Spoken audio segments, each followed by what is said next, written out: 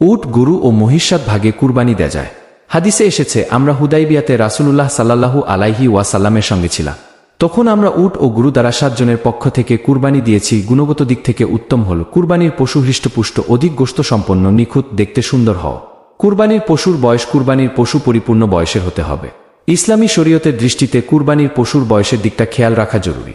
আর তা হল, উট 5 বছরের হতে হবে, গরু মহিষ 2 বছরের হতে হবে, ছাগল ভেড়া দুম্বা 1 বছর বয়সের হতে হবে। পশু দোষত্রুটি মুক্ত হতে হবে। কুরবানির পশু যাবতীয় দোষত্রুটি মুক্ত হতে হবে। হাদিসে এসেছে, সাহাবী হযরত আলবারা ইবনে আজেব রাদিয়াল্লাহু আনহু বর্ণনা করেন, রাসূলুল্লাহ সাল্লাল্লাহু আলাইহি ওয়াসাল্লাম আমাদের মাঝে দাঁড়ালেন, তারপর বললেন, 4 ধরনের পশু যা দিয়ে কুরবানি জায়েজ হবে না। অন্য বর্ণনায় বলা হয়েছে পরিপূর্ণ হবে না।